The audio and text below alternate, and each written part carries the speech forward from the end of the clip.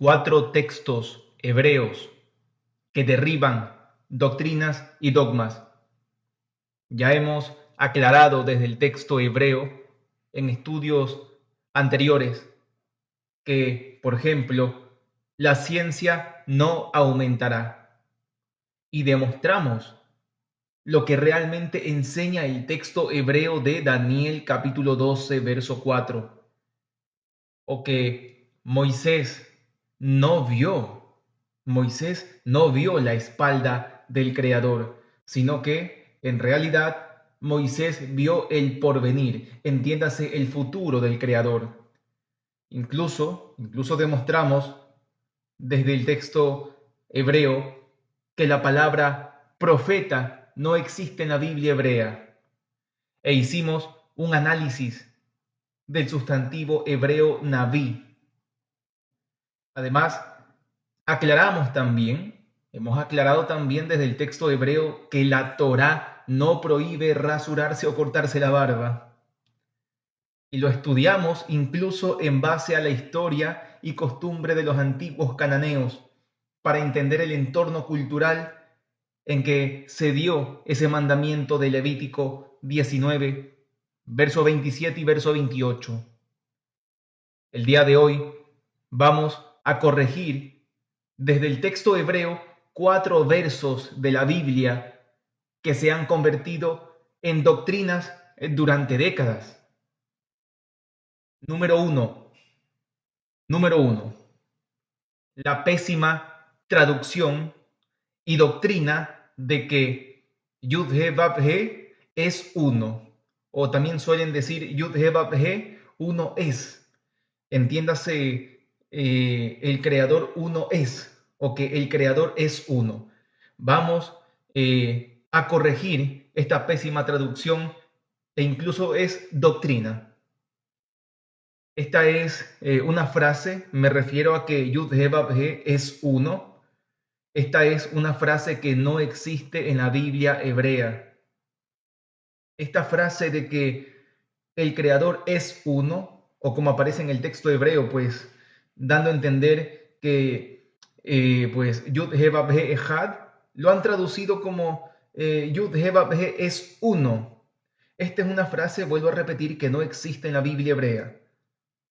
Pues el texto hebreo de Deuteronomio capítulo 6, verso 4, no dice jamás que el creador uno es.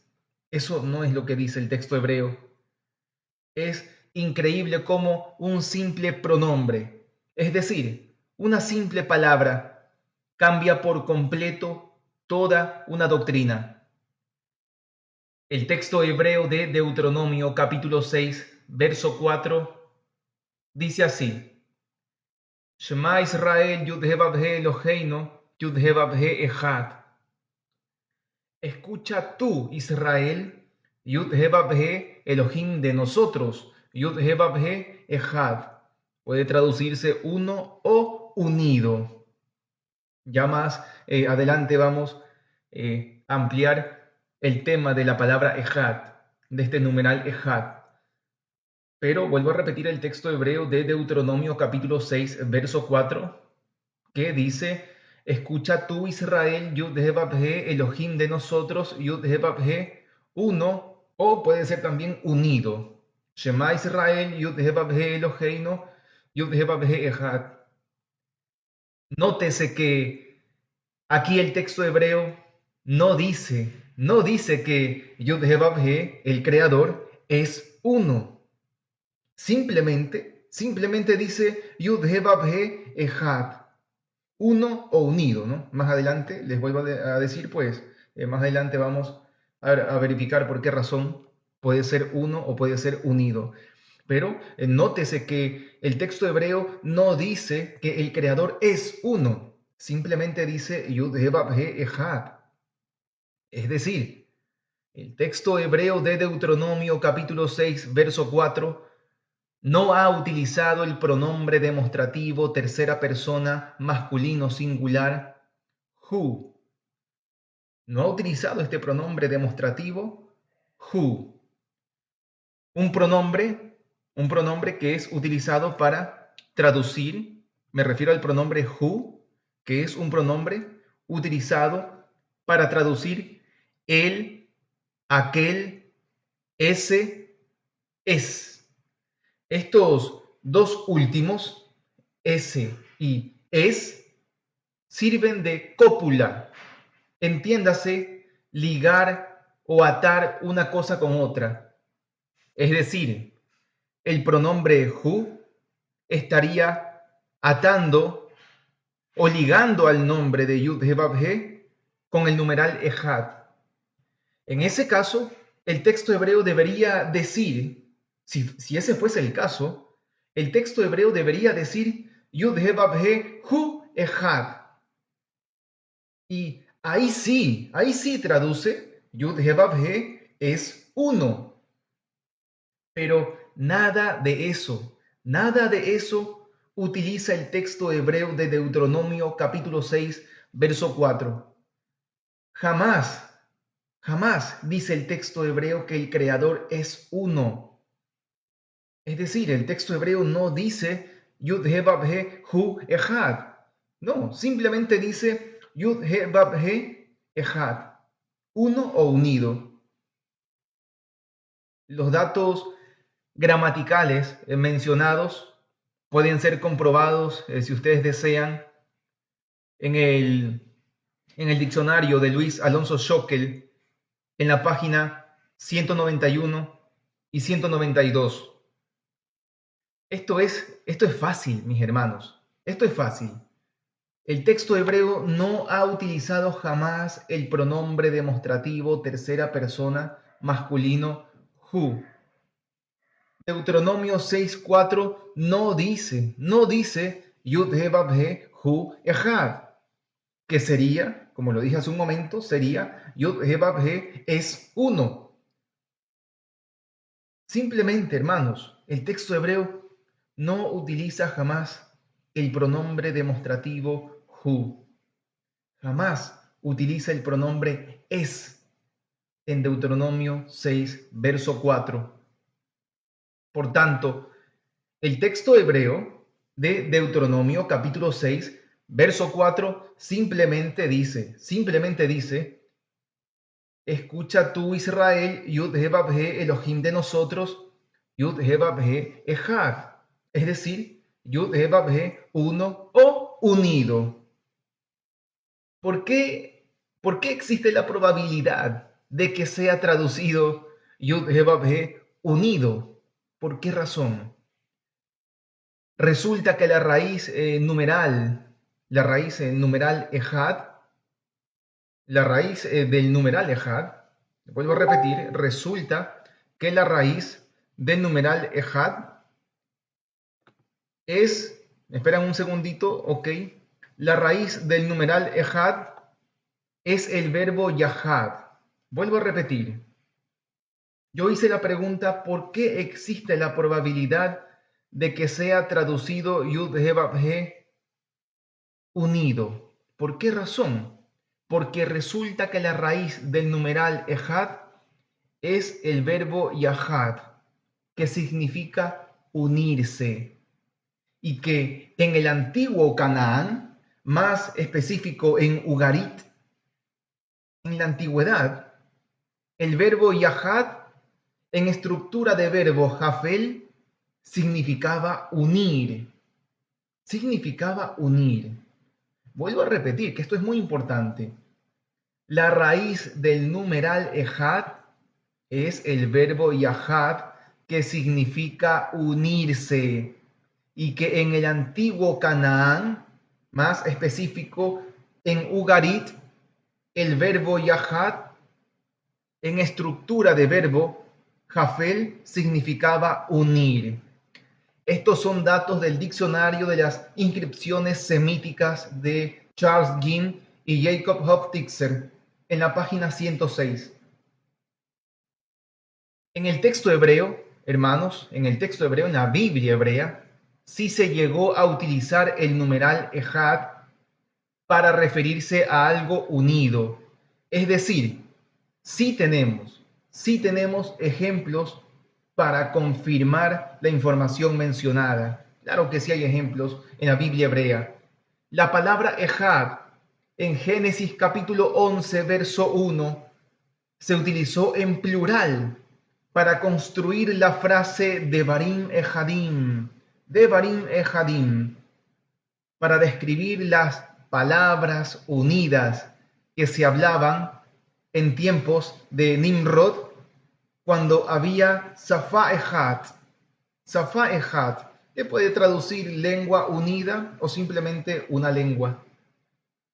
Así dice el texto hebreo de Génesis capítulo 11, verso 1. El texto hebreo de Génesis capítulo 11, verso 1 dice así: Vayhi kol haaretz safá echad udevarim echadim. Vayhi kol haaretz safá echad udevarim echadim, que traduce: y empezó a hacer toda la tierra de lengua unida y de palabras unidas. Devarim echadim, palabras unidas. Entonces, mis hermanos, queda aclarado que el texto hebreo de Deuteronomio capítulo 6, verso 4, traduce, escucha tú Israel, Yud-He-Vav-He, Elohim de nosotros, Yud-He-Vav-He, unido. O simplemente Yud-He-Vav-He, uno. Porque es algo muy impresionante lo que acabamos de leer. Muy bonito. Pero, hermanos, el texto hebreo no traduce. El texto hebreo no traduce Yud-He-Vav-He es uno. Y no traduce Yud-He-Vav-He uno es. Debido a que, como ya lo comprobamos desde el texto hebreo con la gramática del hebreo bíblico, demostramos que Deuteronomio capítulo 6, verso 4, no utiliza jamás el pronombre demostrativo tercera persona masculino singular who. Número 2, corrigiendo la pésima traducción, todo el que invoque el nombre de Yud-He-Vav-He será salvo.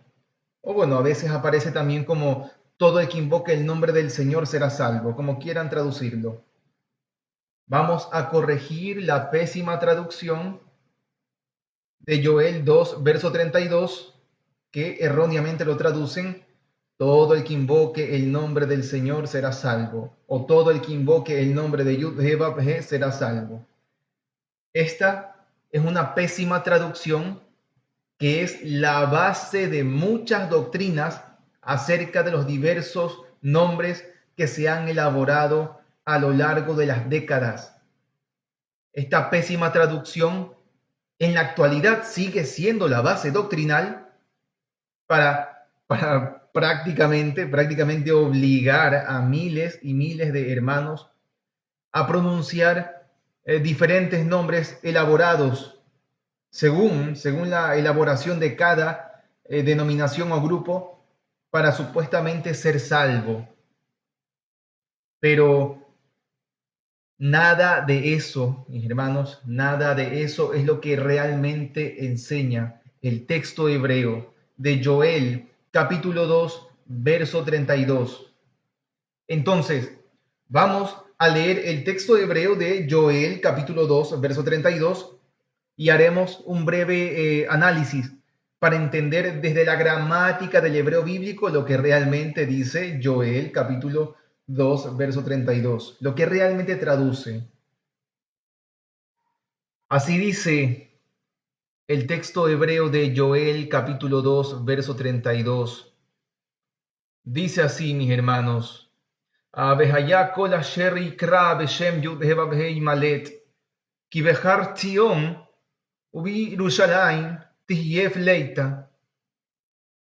Traduce: y será todo el que él llamará con nombre o por nombre o en nombre de Yud-He-Vav-He se escapará, porque en la montaña Sion y en Jerusalén estará un grupo de escapados. Y continúa diciendo el verso 32, continúa diciendo: Kasher amar Yud-He-Vav-He, dice, conforme a lo que dijo Yud-He-Vav-He, Dice, Uba Seridin Asher Yud He Vav He Kore. Y entre unos restantes, entre unos sobrevivientes, el que Yud He Vav He esté o estará llamando. Vamos a leer otra vez, ya traducido por completo el texto hebreo de Joel 2, verso 32. Dice así, y será todo el que él llamará con nombre o por nombre de Yud He Vav He, se escapará. Porque en la montaña Sion y en Jerusalén estará un grupo de escapados, conforme lo que dijo Yud He Vav He, y entre unos restantes o sobrevivientes, el que Yud He Vav He estará llamando o esté llamando. Uba Seridim Asher Yud He Vav He Kore, termina diciendo el texto, el verso 32, es el verso 32. Antes de hacer el análisis gramatical, podemos escuchar y observar que el contexto del mismo verso permite entender con facilidad que los que se escaparán, estos que se escaparán, los restantes o sobrevivientes, son los que el Creador esté llamando. Vuelvo a repetir, se puede observar con facilidad que el contexto del mismo verso permite entender que los que se escaparán, es decir, los restantes o sobrevivientes, son los que el Creador estará llamando o esté llamando. Son los que Yud He Vav He esté o estará llamando. No son los que invoquen el nombre del Creador. El mismo verso termina de explicar que los sobrevivientes o restantes son únicamente los que el Creador esté o estará llamando. También se debe resaltar que la palabra Shem, esta palabra Shem, popularmente traducida como nombre, en realidad significa renombre o fama. Shem en realidad significa renombre o fama. La Biblia hebrea en variadas ocasiones utiliza, con mucha claridad utiliza la palabra Shem para referirse a la fama o renombre de algún personaje bíblico. Podríamos entender, ¿no?, toda esta cuestión porque la palabra Shem pues no es un nombre nada más. En realidad es, vuelvo a repetir, es la fama o renombre.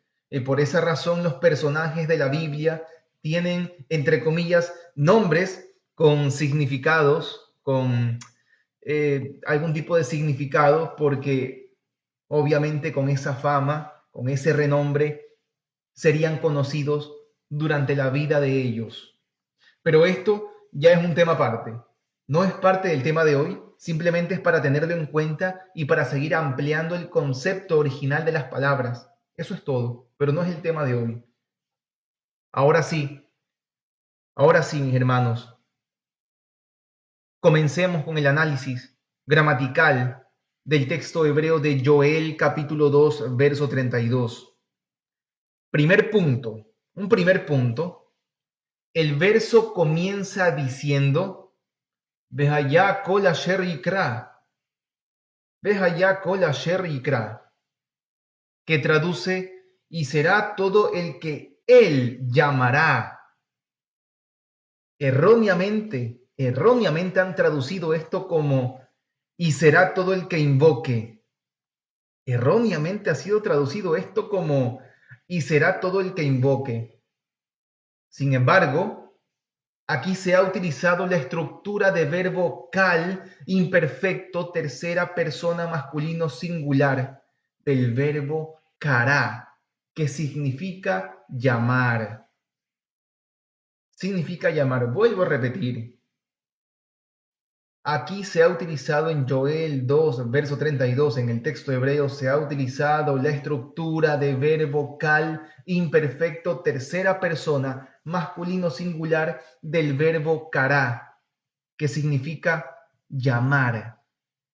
Y se lee ikra, es decir, él llamará. Traduce, él llamará. Esto es muy fácil de traducir. Cualquier persona que estudia apenas lo básico del hebreo bíblico sabrá que la estructura de verbo cal imperfecto, tercera persona, masculino singular, en este caso del verbo cará, traduce él llamará, él llamará, pero no traduce jamás invoque o llame. El texto hebreo de Joel 2, verso 32, no traduce el que invoque o el que llame, porque este verbo yikra no es un modo imperativo como para traducir invoque o llame. Es un enorme error gramatical traducir el verbo cal imperfecto, tercera persona, masculino, singular, del verbo cara. Es un enorme error traducir esto como invoque o llame, porque esto no es un imperativo. Solamente los imperativos en la gramática del hebreo bíblico puede traducirse más o menos de la forma invoque o llame. Por ejemplo, hace un momento que mencionamos la palabra Shema. Shema es el imperativo del verbo shama, escuchar. En este caso, Shema traduce escucha tú. En este caso, pues sería Shema Israel, escucha tú Israel. Pero aquí en Joel capítulo 2, verso 32, no, para nada, esto no es un imperativo. El verbo yikra traduce él llamará. ¿Por qué? Vuelvo a repetir, es una estructura de verbo cal imperfecto, tercera persona masculino singular, y no es un imperativo. No puede traducir, y mejor dicho, el texto hebreo de Joel 2, verso 32, no traduce invoque o llame. Gramaticalmente es imposible traducirlo de esa manera. Por tanto, es tan fácil leer el texto hebreo de Joel 2, verso 32, que todo el que él llamará, Kol Asher Yikra, todo el que él llamará. Cabe remarcar nuevamente que Yikra, lo vuelvo a recalcar, que el Yikra es la estructura cal imperfecto tercera persona masculino singular del verbo kara, que significa llamar. Significa llamar. No traduce invocar. No traduce invocar. Por ejemplo, mis hermanos, un ejemplo un ejemplo muy famoso y es en el famoso Levítico capítulo 1, verso 1. En el famoso Levítico capítulo 1, verso 1. Se lee Vaikra, que traduce y llamó, aunque lo más correcto sería y él empezó a llamar, Vaikra. Pero no traduce e invocó, no traduce él empezó a invocar. Simplemente el texto hebreo de Levítico capítulo 1, verso 1 traduce y llamó. Más concreto es y él empezó a llamar, Vayikra. Esto es algo conocido por la mayoría, pues, algo muy conocido por la mayoría. No es nada nuevo para la mayoría. Levítico capítulo 1, verso 1, utiliza el verbo kará, que significa llamar. Estamos dando un ejemplo, sin un paralelismo.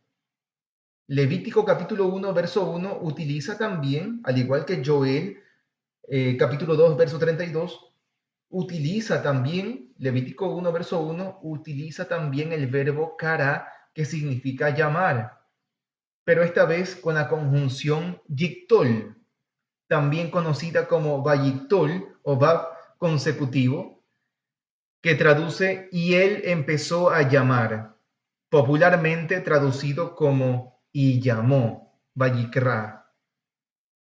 pues Vayikra es la conjunción verbal que le otorga el nombre hebreo de Levítico, Vayikra. Y por supuesto a nadie se le ocurre jamás traducir e invocó, y a nadie se le ocurre jamás traducir, él empezó a invocar, sino que lo correcto es, y él empezó a llamar, Vayikra, popularmente traducido como y llamó. Entonces, si al leer Levítico capítulo 1, verso 1, todos traducen Vayikra como y llamó, ¿por qué razón pretenden traducir Joel capítulo 2, verso 32, el verbo yikra como invoque, con el sentido de invocar? ¿Por qué razón hacen eso? ¿Por qué simplemente no traducen él llamará, como es debido traducir, por supuesto, este cal imperfecto, tercera persona, masculino singular, del verbo cara, que significa llamar? ¿Por qué? ¿Por qué en Joel 2, verso 32, quieren traducir invoque en el sentido de invocar, pero en Levítico capítulo 1, verso 1, todos lo traducen como y llamó, aunque lo más correcto es, pues, y él empezó a llamar, Vayikra? ¿Por qué esa diferencia? ¿Por qué no lo traducen tal como debe ser? Por tanto, mis hermanos, con facilidad, en base a la gramática del hebreo bíblico, es tan fácil leer y entender que la primera oración de Joel 2, verso 32, Behayakol Asher Yikra, simplemente traduce, y será todo el que él llamará, y será todo el que él llamará. No traduce, y será todo el que invoque. Eso no aparece en el texto hebreo.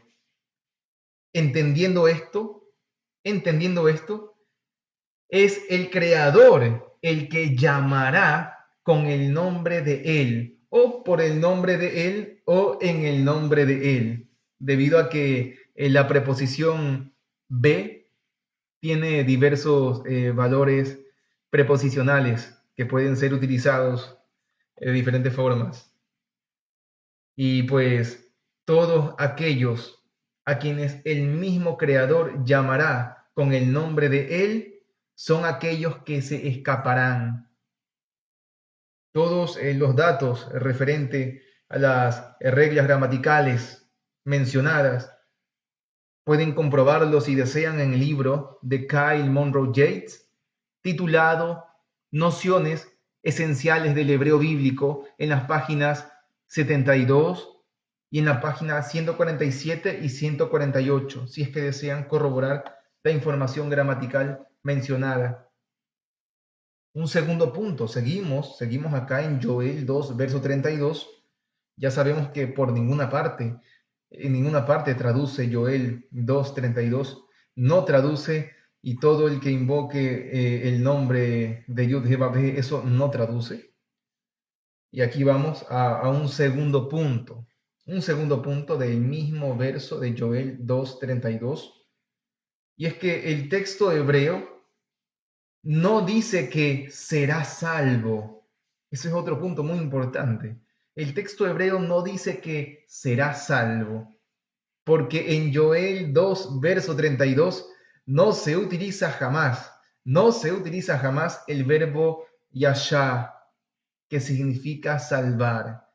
Vuelvo a repetir, Joel 2, verso 32, no utiliza jamás el verbo yashá, que significa salvar. Y para poder leer la frase será salvado o será salvo, debía utilizarse el verbo yashá en estructura nifal, tercera persona masculino singular, y se leería ibashea. Se leería ibashea. Sin embargo, Joel, capítulo 2, verso 32, utilizó el verbo palat, utilizó el verbo palat, que significa escapar. Significa escapar.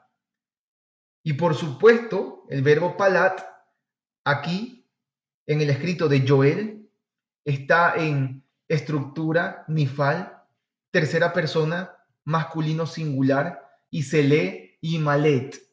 Se lee imalet. Imalet traduce será escapado o se escapará. Pero no es nada correcto, no es nada correcto traducir será salvo. El texto hebreo de Joel capítulo 2, verso 32, no dice jamás la frase será salvo. Un tercer punto, yo creo que vale la pena un tercer punto. Y el último, respecto a Joel 2, verso 32. No quiere decir que aquí culminamos, para nada. Ya estamos por avanzar un poco más, pero hay un tercer punto acerca de Joel 2, verso 32. Porque el verso culmina haciendo un énfasis contundente para confirmar que aquellos que se escaparán son aquellos a quienes el Creador esté llamando o los que el Creador estará llamando. El verso 32 termina diciendo, Uba Seridin Asher Yudhe Kore, que traduce, y entre los restantes o sobrevivientes, los que Yudhe esté llamando o estará llamando. Es crucial, es muy importante la palabra Kore, debido a que es el participio del verbo kará, que significa llamar, como ya lo hemos mencionado. En este caso, Coré está participando de la acción del verbo llamar o kará. En este caso, el participio Coré traduce llamando o está llamando en presente, estuvo llamando en pasado y estará llamando en futuro prácticamente, ¿no? En futuro, ¿sí? Estará llamando y es en futuro. Es decir, un participio como verbo, su tiempo debe descubrirse en el contexto, siempre es el contexto, como el de cualquier otro verbo. Pero un participio como verbo, este participio, vuelvo a repetir, un participio, como su propio nombre lo dice, está participando de la acción verbal. En este caso, la palabra coré está participando de la acción del verbo llamar. Y un participio como verbo, su tiempo debe descubrirse en el contexto como el de cualquier otro verbo. En este caso, el contexto del verso de Joel 2, verso 32, ha utilizado desde las primeras frases verbos en tiempo imperfecto, entiéndase en futuro. Por tanto, podemos traducir el participio coré como esté llamando o estará llamando. Así, hermanos, así de fácil se puede demostrar que Joel 2, verso 32 no traduce todo el que invoque el nombre de Yud-He-Vav-He será salvo. Eso no es lo que traduce el texto hebreo de Joel 2, verso 32. No lo traduce así, sino que a causa de las estructuras verbales de los mismos verbos y por un participio, la gramática del hebreo bíblico no permite que sea entendido y ni siquiera traducido de aquella forma errónea y popular, la cual, ustedes saben, mis hermanos, fue y sigue siendo la base doctrinal de muchas denominaciones y grupos para prácticamente cuestionar la salvación en base a la elaboración, ya saben, ¿no?, de un nombre que cada grupo ha adoptado. Es normal, eso ha ocurrido a lo largo de los siglos. Es decir, La base doctrinal de la mayoría de grupos que promocionan nombres para ser salvos es una pésima traducción. La base de ellos es una pésima traducción. Número 3. Número 3. Continuamos con el número 3. Corrigiendo la pésima traducción, pregunten por las sendas antiguas. Corrigiendo la pésima traducción, pregunten por las sendas antiguas. Esta frase popular, preguntad por las sendas antiguas, no existe en el texto hebreo de la Biblia. No existe en el texto hebreo de la Biblia. Es decir, no existe en el texto hebreo de Jeremías, capítulo 6, verso 16, que es el verso base de muchas denominaciones. Y lastimosamente esta frase tan famosa es la base doctrinal de varios grupos que quizá con una buena intención desean llevar a los hermanos al estudio de la Torá. Otros, un poco más atrevidos, utilizan esta pésima traducción como base doctrinal para enseñar pues que deben volver literalmente a cada uno de los mandamientos y defensorías de la Torá, a mitzvot y mishpatim, lo que la mayoría erróneamente traducen como mandamientos y decretos, no preceptos. Ya sabemos que al menos la palabra decretos o preceptos no es un concepto correcto para traducir mishpatim. Como decía, muchos en base a la pésima traducción, pregunten por las sendas antiguas, han pretendido llevar a los hermanos al cumplimiento de mandamientos y defensorías que no pueden ser aplicadas al 100%, debido a que una variedad de esos preciosos, porque son unos preciosos mandamientos y defensorías, una variedad de esos preciosos mandamientos y defensorías eran designadas dentro de los límites geográficos de la tierra prometida, y otros mandamientos eran aplicables únicamente a causa de que el Mishkan o la tienda de encuentro, el Ohel Moed, aún seguía de pie. Otros, por supuesto, eran mandamientos exclusivamente para las mujeres y muchos de ellos en torno al Mishkan o en torno a la tienda de encuentro, lo que después llegó a convertirse en el famoso templo. Y vuelvo a repetir, y en base a una pésima traducción de Jeremías 6, verso 16, se han elaborado doctrinas muchas veces judaizantes, diciendo que deben volver literalmente a cada uno de los mandamientos que obviamente legalmente no se pueden cumplir a falta de los elementos y factores ya mencionados. Vamos a leer, bueno, aparte que hay algunos que los hacen en base a la interpretación rabínica o mishnaica o al hebreo tardío. Eso es un tema aparte, ¿no? Vamos, vamos a leer el texto hebreo de Jeremías, capítulo 6, verso 16, para luego hacer un breve análisis. Dice así el texto hebreo de Jeremías, capítulo 6, verso 16. Traduce así.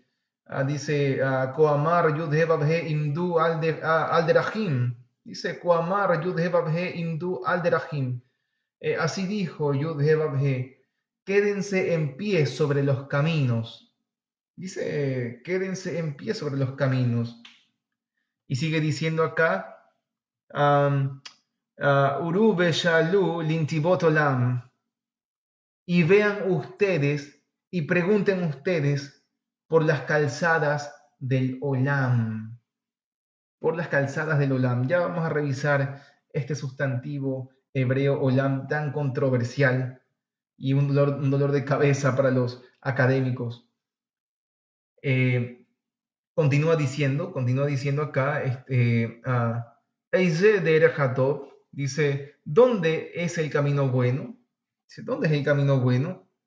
¿O dónde esté el camino bueno? Dice, y caminen ustedes en ella y encuentren ustedes descanso para sus gargantas. Dice, Ulhubach, Umitsu Margoa, Lenafshechem, para las gargantas de ustedes, o para sus gargantas. Bayumru, Lo Nelech, pero dijeron, no caminaremos, no caminaremos. Vuelvo a repetir otra vez el texto hebreo de Jeremías 6, verso 16, que yo sé que a veces en la primera leída no se entiende al 100%. Traduce así, ya traducido completamente, dice, así dijo Yud-Heh-Vav-He, dice Koamar Yud-Heh-Vav-He, Imdu al-Derahim, dice, quédense en pie sobre los caminos. Dice, Uru Beshalulim Tibot Olam, y vean ustedes y pregunten ustedes por las calzadas del Olam.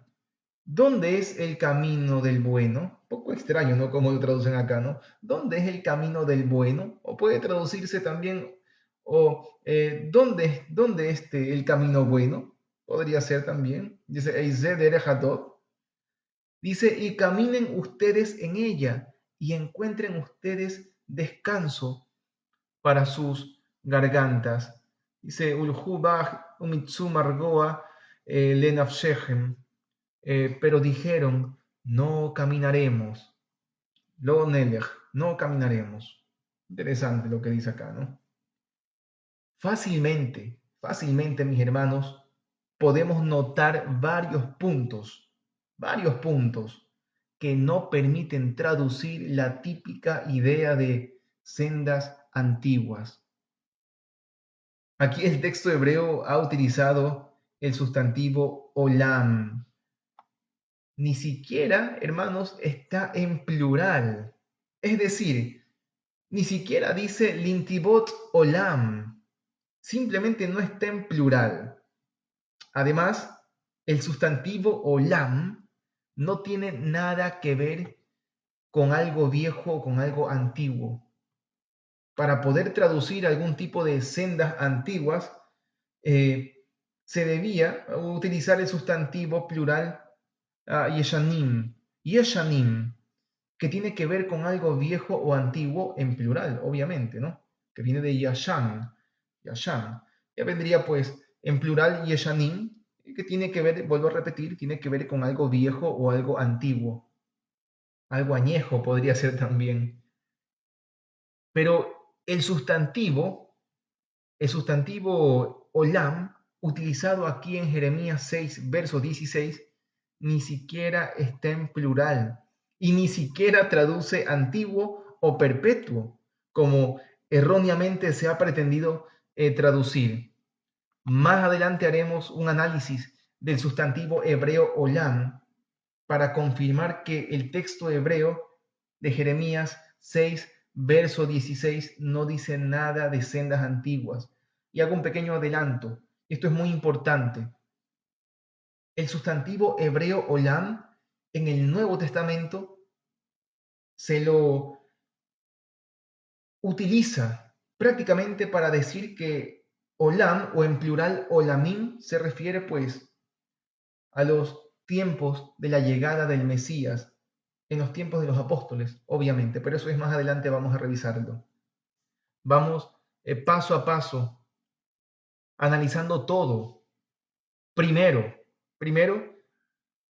el texto hebreo de Jeremías 6, verso 16, utilizó el sustantivo femenino plural netivot, del singular nativ, y que más allá de traducirse simplemente senda, en realidad el sustantivo nativ se trata de una calzada, a veces para habitar o para asentarse.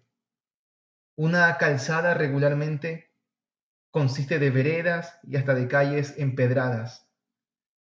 Cabe recalcar que este sustantivo nativ ha sido utilizado para una variedad de conceptos, incluso para corrección, a veces indicando incluso la misma Torah, y etcétera, etcétera. Tiene igual que el sustantivo derech, igual que otros sustantivos que tienen que ver con caminos, con senderos, con caminos señalados. Y bueno, según el académico George Sauer, el sustantivo nativ es comparable con el sustantivo oraj, que como dije es un sendero señalado. Y es comparable también con el sustantivo derech, que significa camino o senda. Sin embargo, no pretendemos imponer un concepto fijo para el sustantivo nativ.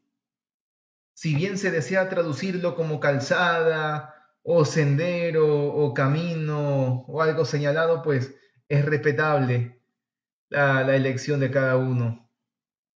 La explicación es simplemente es para no otorgar arbitrariamente un significado a un sustantivo que se utiliza en variedad de conceptos. Es decir, no podemos decir que Jeremías 6, verso 16, dice literalmente sendas.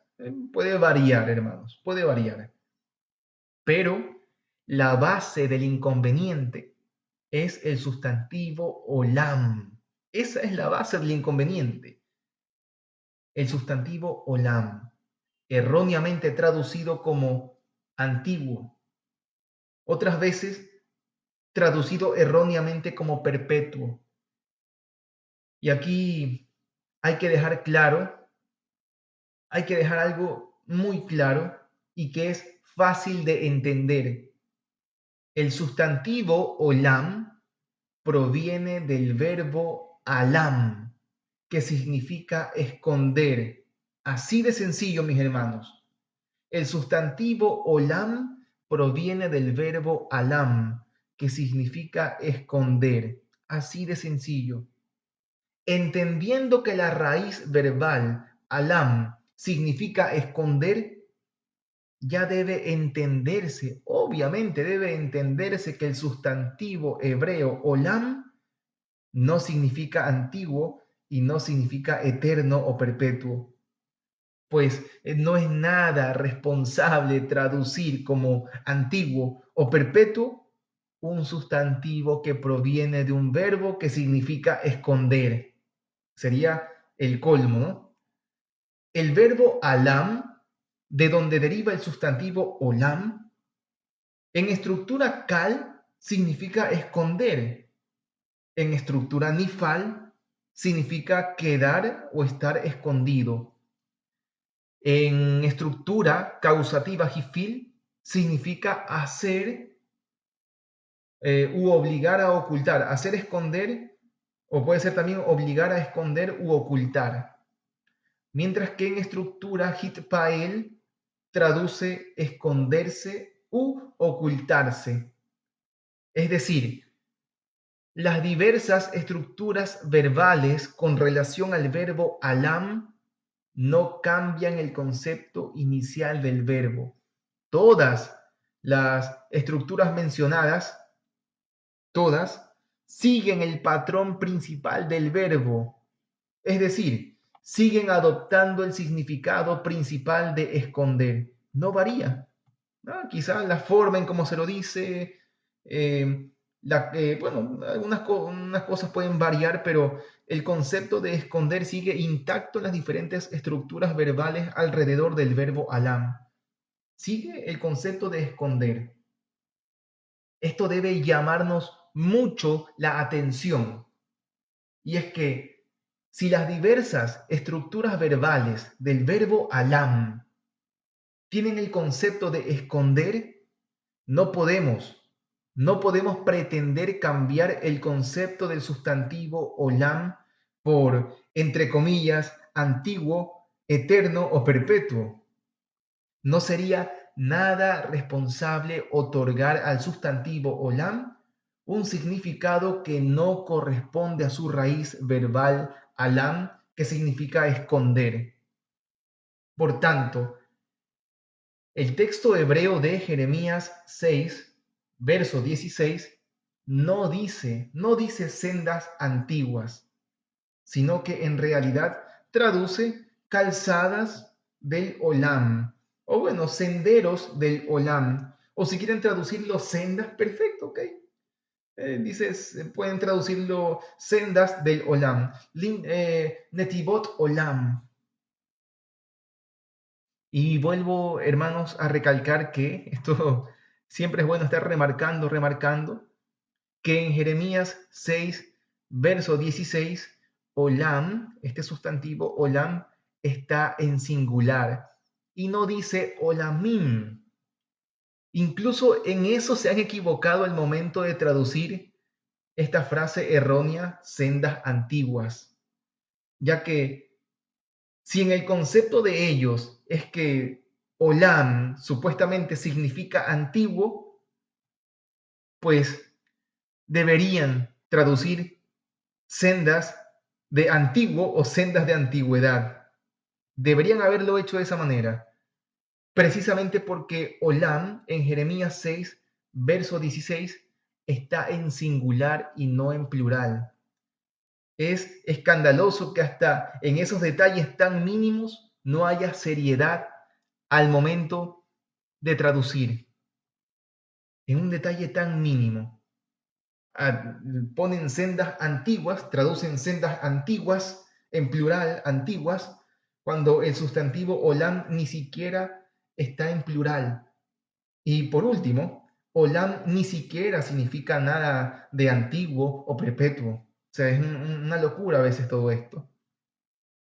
Pero, ¿qué significa olam? ¿Qué significa olam? ¿Qué entendemos con el sustantivo olam? Ya dimos una respuesta en un inicio del significado olam.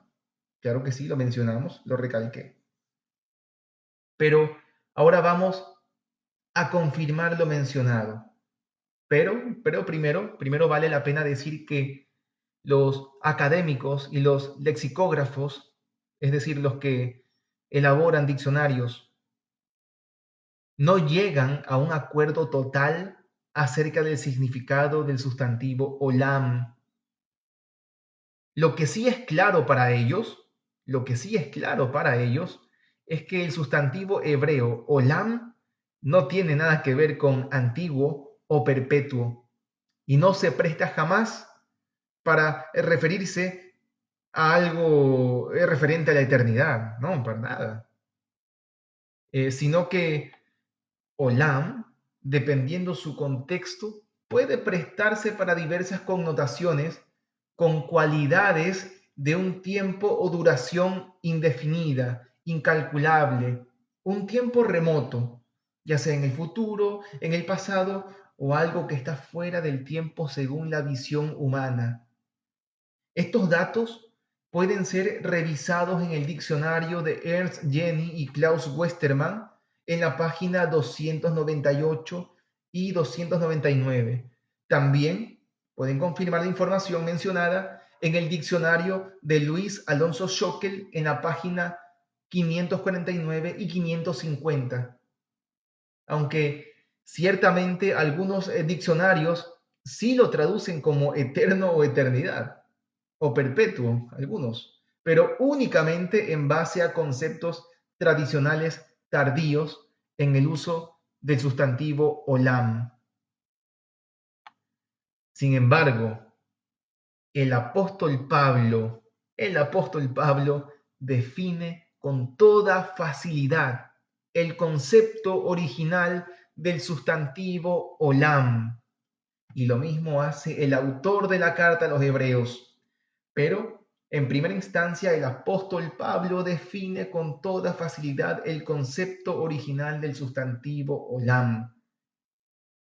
El texto griego de Primera de Corintios, capítulo 10, verso 11, dice así. Recordemos, le hago recuerdo a los hermanos que por supuesto regularmente utilizamos diccionarios de griego, obviamente diccionarios académicos de griego clásico muchas veces, y también en base al texto griego académico del doctor Francisco Lacueva del Nuevo Testamento, que es un texto griego traducido de una forma académica.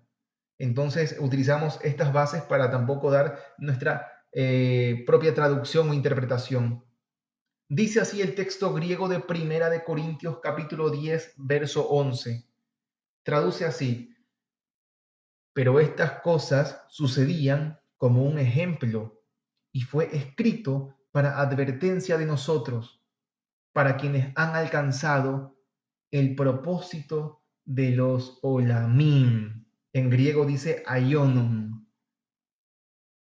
Esto es, hermanos, poderoso, porque aquí el apóstol Pablo ha utilizado el griego aionon, que es el plural de aion, que en griego clásico tiene el concepto de siglo o era, pero en el griego koiné o griego kiné, que utilizaban los judíos, e incluso en la Septuaginta, el griego aion reemplazó al hebreo olam.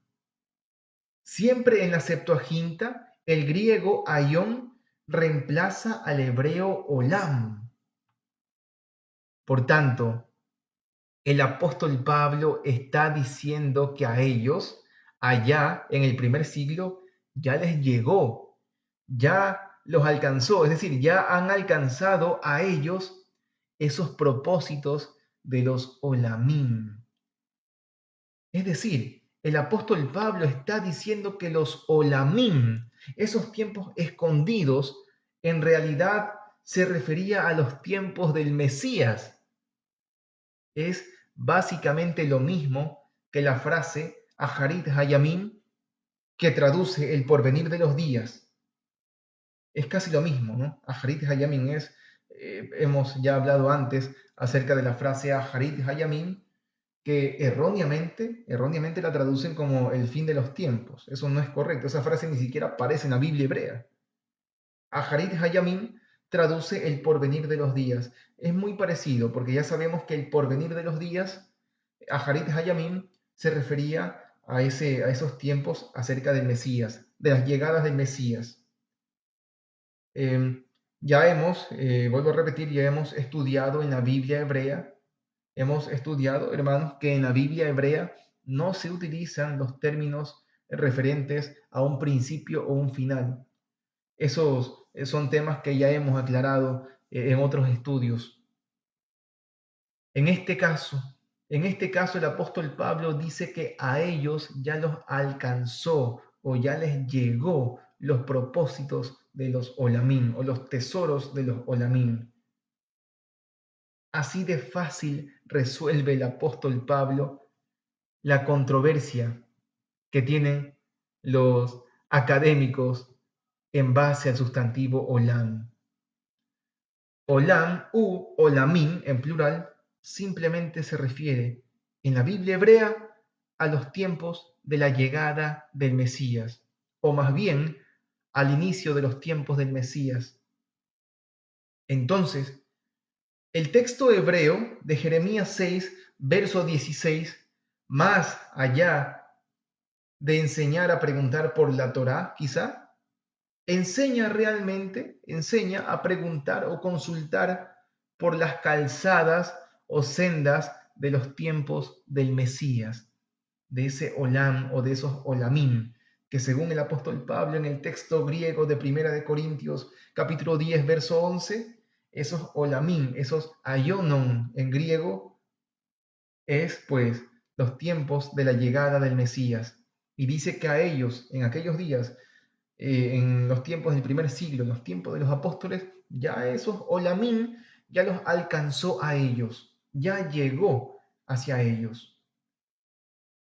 Debemos aclarar que no podemos encasillar el griego aion o plural aionon dentro de los conceptos del griego clásico. Por ejemplo, en la Ilíada de Homero, el griego aion se utiliza en paralelo con el alma o psique. Ya sabemos que incluso la palabra alma entre los judaísmos del primer siglo es un concepto tardío del sustantivo hebreo nefesh, ya que ya sabemos, algunos hermanos que ya han estudiado conmigo saben que nefesh significa garganta o pescuezo. Y según el texto hebreo de Levítico 17, verso 4, nefesh es la sangre de toda carne. Nefesh es la sangre de toda carne. Así de sencillo. Y a su vez proviene del acadio nafishtu. Nefesh, este sustantivo hebreo nefesh, el cual se le ha hecho una construcción teológica por completo a lo largo de los siglos, nefesh proviene también del acadio nafishtu, que significa laringe. Significa laringe, una garganta también. Así lo registra el diccionario acádico de Wolfram von Soden y también en la revista de estudios del Antiguo Testamento del año 1925. O incluso el amorreo nafash, con el concepto de aliento o el concepto de vida. Por esa misma razón, hermanos, no podemos comparar los conceptos del griego clásico con los conceptos hebreos utilizados por los judíos del primer siglo al utilizar el griego aion. Este griego aion.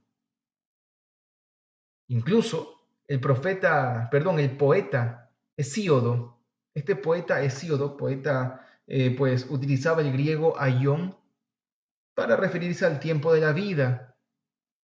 Y Esquilo, el dramaturgo, utiliza aion para referirse a la generación. Estos no son conceptos que puedan compararse jamás con el sustantivo hebreo olam, proveniente de la raíz alam, que significa esconder. Quedamos entonces con que el concepto del hebreo olam es aquel tiempo escondido, referente al tiempo de la llegada del Mesías, y que según el texto griego de Primera de Corintios capítulo 10, verso 11, los propósitos de los olamim, de los aionon, ya habían alcanzado o llegado en los días de los apóstoles. Hace falta mencionar a la carta a los Hebreos, capítulo 9, verso 10, donde se otorga otro concepto para entender aún más el sustantivo olam. Pero para esto debemos hacer memoria y recordar la frase Jucat Olam, utilizada para los sacrificios y acercamientos, Korbanot, e incluso para los encuentros o Moadim. La frase Jucat Olam es utilizada para determinar todo el procedimiento de los encuentros, Moadim, y fiestas, Hagim. Jucat Olam ha sido erróneamente traducido como estatuto perpetuo.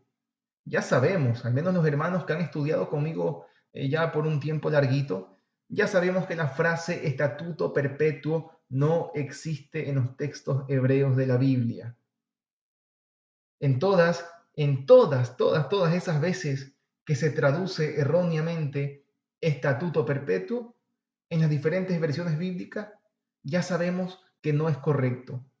Jucat Olam se trata más bien de un tipo de promesa o de tiempo escondido o tiempo remoto, como ya dijimos, encasilla a todos los encuentros, fiestas, sacrificios y korbanot, es decir, acercamientos. El procedimiento de Yom HaKippurim, por ejemplo, en Levítico 16, es un Jucat Olam, un tipo de promesa de tiempo escondido. Vuelvo a repetir que Jukim, de donde proviene pues Jucat, de donde deriva Jucat, Jukim es plural, un sustantivo plural, ha sido utilizado en la Biblia hebrea para referirse a las promesas y juramentos que Elohim había dado a los patriarcas. Y en Levítico 16, verso 34, atención a esto, en Levítico 16, verso 34 dice: y será esto para ustedes por Jucat Olam, para cubrir sobre los hijos de Israel de todos los pecados de ellos, etcétera, etcétera, ¿no? Parece Behaitá Zod Lahem de Jucat Olam, la Jafer al Bene Israel, Mikol, Hatotam. Traduce lo que mencioné. Traduce y será esto para ustedes por Jucat Olam. Refiriéndose, hermanos, vuelvo a repetir, esto es Levítico 16, el verso 34, cuando ya está culminando el procedimiento de Yom HaKippurim en Levítico 16. Y es precisamente en ese contexto de Yom HaKippurim, en cuanto al procedimiento dentro del Mishkan, que la carta a los Hebreos dice esto en el capítulo 9, verso 10. Miren el concepto, escuchen el concepto que la carta a los Hebreos también le otorga a la frase Jucat Olam. Dice así el texto griego de Hebreos capítulo 9, verso 10. Dice así: solo sobre alimentos y bebidas y diversos lavamientos, reglamentos de carne hasta el tiempo impuestos de la renovación.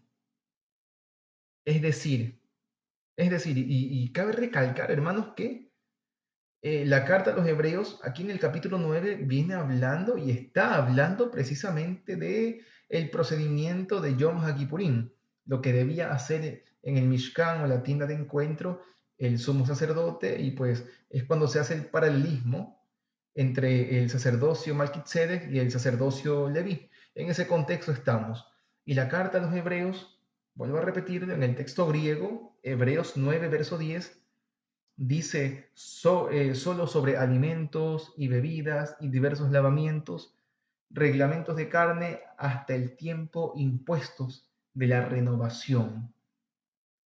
Es decir, mis hermanos, que la frase Jucat Olam, en cuanto al procedimiento, a ese procedimiento de Yom HaKippurim, de Levítico 16, verso 34, se trata, Jucat Olam, según la carta a los Hebreos, se trata de un tiempo impuesto hasta la renovación.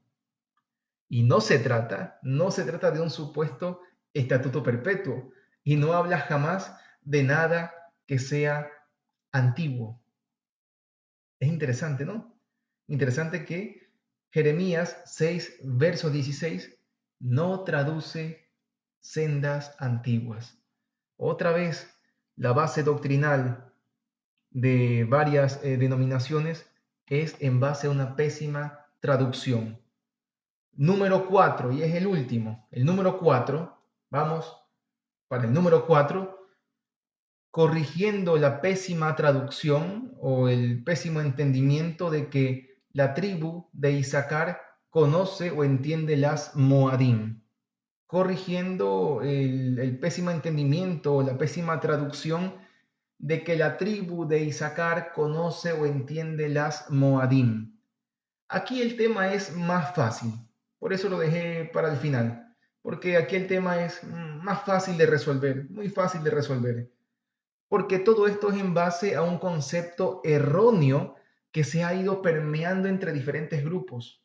Esto lleva décadas. Yo recuerdo desde hace muchos años atrás que se escuchaba esto de que supuestamente la tribu de Isaacar eran quienes conocían, e incluso se llegaba a decir que eran los únicos que conocían las Moadim, erróneamente. Porque vuelvo a repetir, todo esto es en base a un concepto erróneo que se ha ido permeando en diferentes grupos. Además, es útil remarcar que la frase tribus de Israel no existe en los textos hebreos de la Biblia. Así de loco, ¿no? Así de loco. La frase tribus de Israel no existe en los textos hebreos de la Biblia. En realidad, solamente aparece la frase Shipte Israel, Shipte Israel, que significa las varas de Israel. Las varas de Israel. No dice tribus de Israel, dice varas de Israel. La Biblia hebrea nunca usa términos raciales o genéticos para referirse a su pueblo. Siempre se utilizan términos agrícolas o en base a la misma naturaleza.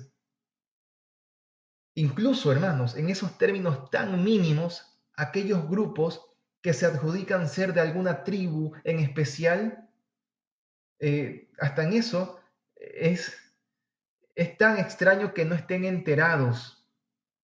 O sea, ni siquiera en eso están enterados, que la misma palabra tribu no aparece en los textos hebreos de la Biblia. Ahora, mis hermanos, ahora sí, comencemos con esto. Comencemos con esto. Resulta que Primera de Crónicas, capítulo 12, verso 32, el texto hebreo de Primera de Crónicas 12, verso 32, no utiliza jamás el sustantivo plural moadim, que significa encuentros. Recordemos que Moadim es el término hebreo utilizado en el famoso Levítico 23 para encasillar a los 9 encuentros y las fiestas. A esto debemos agregar que Moadim no significa fiestas. Moadim no significa fiestas, únicamente significa encuentros. Por muchos años se ha enseñado erróneamente que Moadim significa fiestas, solemnes incluso, ¿no? O que supuestamente significa tiempos señalados. Eso no es correcto, mis hermanos. Es debido a estos errores que muchos piensan que Primera de Crónicas 12, verso 32 se refiere a que supuestamente la tribu de Isaacar conoce y entiende las Moadim, porque erróneamente piensan que Moadim significa tiempos señalados, cuando ese no es el vocabulario referente al texto hebreo de Levítico 23. Vuelvo a repetir, Moadim significa encuentros, pero no significa tiempos señalados y no significa fiestas. Más adelante vamos a comprobarlo desde el texto hebreo de la Escritura. Literalmente el texto hebreo de Primera de Crónicas 12, verso 32, solo utiliza el sustantivo plural itim, que significa tiempos. Obviamente proviene del singular et, que significa tiempo, tiempo en singular. Eso es todo lo que significa. Y tim, en Primera de Crónicas 12:32, significa tiempos en plural. Y esto no tiene nada que ver con los encuentros o moadim de Levítico 23. Son dos cosas muy diferentes, vocabularios distintos que no se relacionan. Comencemos leyendo el texto hebreo de Primera de Crónicas 12, verso 32. Dice así, Umi bene Israel yode bina, laitim lada'at ma yase Israel, roshichem matayim, bekol achichem alpichem, que traduce, y de los hijos de Isaacar, de los que conocen entendimiento para tiempos, y tim, dice lada'at, para conocer, mayase, para conocer lo que hará Israel. Dice acá, pues, 200 de sus cabezas y los hermanos de ellos sobre boca de ellos. Entiéndase, sobre la orden de ellos. Dice que los hijos de Isaacar, los que conocen entendimiento para tiempos y tim. Eso es lo que leemos en el texto hebreo. Se puede observar que el texto hebreo no dice moadim, no dice encuentros. No dice que los hijos de Isaacar conocen las moadim de Levítico 23. No quiere decir que no las hayan conocido. Trató de decir que no eran los únicos y, mejor dicho, Primera de Crónicas 12:32 ni siquiera utiliza la palabra moadim, ni el sustantivo plural hagim, fiestas. No lo utiliza, sino que aquí pues el texto hebreo dice itim, que simplemente significa tiempos. Debemos, o más bien debe entenderse que la palabra itim no está relacionada con las moadim de Levítico 23 acerca de los encuentros y fiestas de Levítico 23. Como decía anteriormente, erróneamente se ha pensado que moadim significa o traduce tiempos o fiestas solemnes, pero eso no es correcto. Moadim no significa tiempos y no significa fiestas. Moadim es el plural del singular moed y que significa encuentro o, como última instancia, significa cita y proviene de la raíz ya'ad. Y esta raíz hebrea ya'ad se utilizó en la escritura para reunirse en un lugar acordado o ponerse de acuerdo. Entiéndase, tener un encuentro. Esto sería una reunión o encuentro donde las partes involucradas han acordado encontrarse. Estos conceptos de la raíz verbal ya'ad también son mencionados a manera de estructura nifal en los diccionarios de Ernst Jeny y Klaus Westermann. en la página 1023. Y también lo menciona el diccionario de Moisés Chávez en la página 230. Esto es la raíz verbal ya'ad, de donde deriva el sustantivo moed o plural moadim. Y recalco que es moadim, no es moedim. Algunos hasta en eso lo han pronunciado mal, ¿no? Este plural moadim está documentada en todas las lenguas semíticas. En el acadio, por ejemplo, aparece el sustantivo adanu. Adanu, que significa un término o un plazo. Y en ugarítico, la frase edat moed, que más o menos puede significar asamblea de encuentro. Quizá, en este caso, asamblea de encuentro de los dioses del panteón cananeo, por supuesto, ¿no? Estos, pues, son datos también registrados en el diccionario acadio de Wolfgang von Soden. También aparece en el diccionario asirio del Instituto Oriental de la Universidad de Chicago. Y, por último, también estas fuentes están en el diccionario de la lengua ugarítica de Joseph Eislehner. Ahora sí, pues vamos a leer un par de textos hebreos para confirmar que Moadim significa encuentro, debido a su raíz Ya'ad, verbo utilizado cuando dos o más personas han acordado encontrarse, pero que no significa tiempos y no tiene nada que ver con el vocabulario utilizado en Primera de Crónicas 12:32. Vamos a confirmar que Moadim significa encuentros y su raíz verbal Ya'ad también hace alusión a pues cuando dos o más personas han acordado encontrarse. Dice así el texto hebreo de Primera de Samuel capítulo 20 verso 35. El texto hebreo de Primera de Samuel capítulo 20 verso 35 traduce así.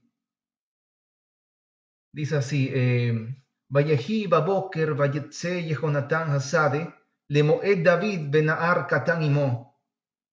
Traduce, y empezando a hacer por la mañana, entonces salió Jehonatán al monte para encuentro de David, lemoed David.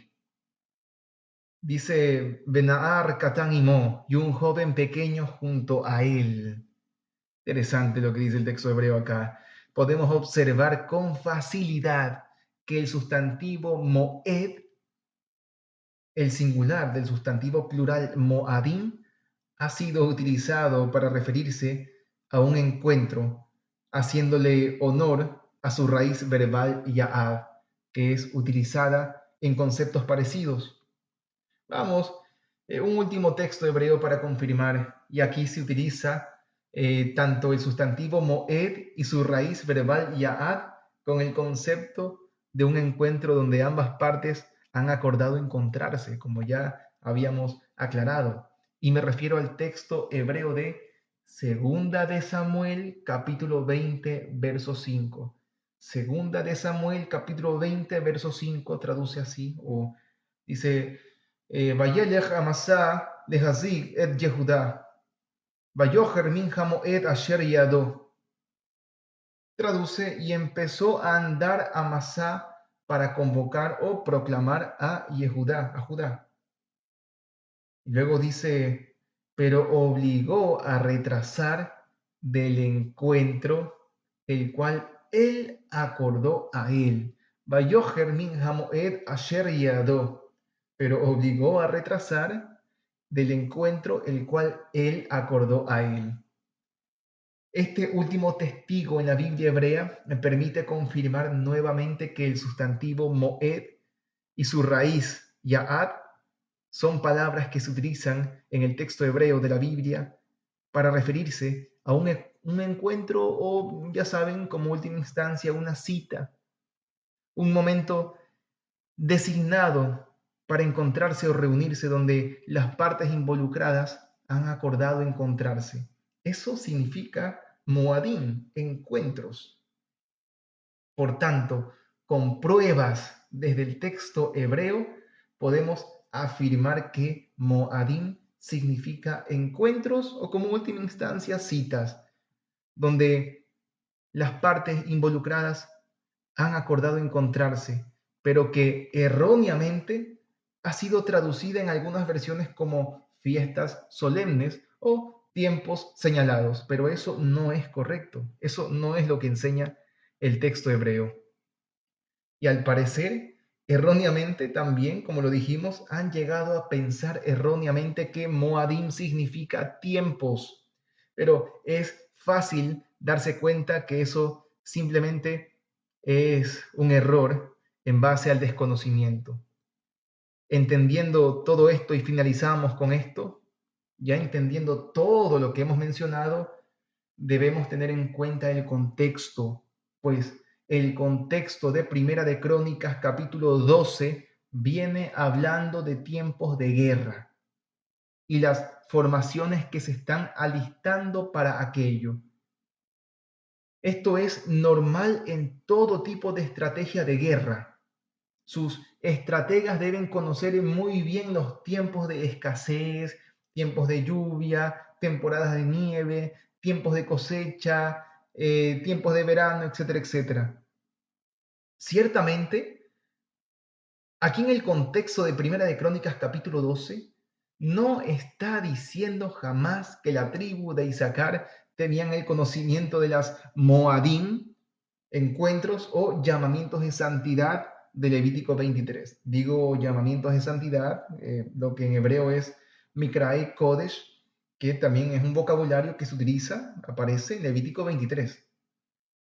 Y jamás dice que ellos, es decir, la tribu de Isaacar, ya sabemos que es la vara de Isaacar, no, la palabra tribus no aparece en la Biblia hebrea, jamás dice, el texto hebreo de Primera de Crónicas 12, verso 32, jamás dice que ellos eran los únicos que conocían esto. Pues conforme al análisis, y eso es algo muy importante acá, porque conforme a este análisis que mencioné, al sustantivo et, tiempo, en el ámbito cananeo, históricamente, este sustantivo et, que traduce tiempo y que lo menciona Primera de Crónicas 12:32, el sustantivo et, tiempo, en el ámbito cananeo, históricamente era referente a los tiempos de la cosecha. Era referente a los tiempos de la cosecha. Entiéndase la temporada de las cosechas. Es mencionado en las tablillas ugaríticas como aparece registrado históricamente, arqueológicamente, el sustantivo et referente a los tiempos de la cosecha, mencionados en las tablillas ugaríticas como beet katsir, en tiempo de cosecha. Y menciono este dato de la historia cananea porque es en el ámbito geográfico donde habitaron los antiguos hebreos. Ahora, dentro de la Biblia hebrea, el sustantivo et es utilizado para referirse al tiempo de todo tipo, al tiempo de todo tipo. Tiempo de cosechas, tiempo de lluvia, tiempo de verano, etcétera, etcétera. Como es el ejemplo del libro de Eclesiastés, donde se utiliza el sustantivo et para decir que hay un tiempo para todo.